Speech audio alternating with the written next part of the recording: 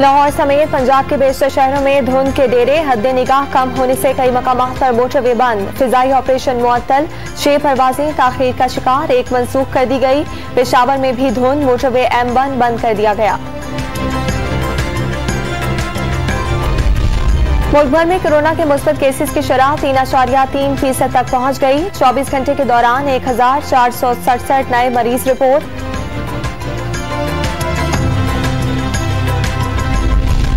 बर्फानी तूफान में फंसे सयाहों से मनमाने पैसे बटोरने वालों के खिलाफ एक्शन।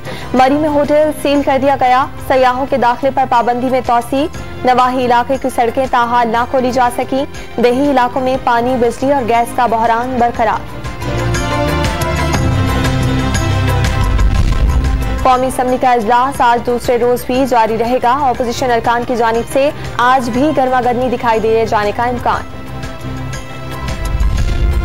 बिजली की कीमतों में 99 पैसे फी यूनिट कमी और साबिक कबायली अज़्ज़ा में नॉन कस्टम गाड़ियों को टैक्स छूट की तजवीज़ पर विफाकी काबीना आज गौर करेगी।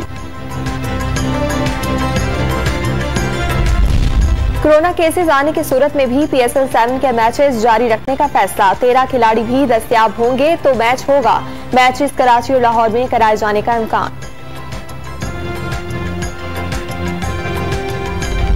और मक्का मुकर्रमा में कोरोना से बचने के लिए रोबोट के जरिए आबे जमजम की बोतलों की तकसीम का काम शुरू कर दिया गया।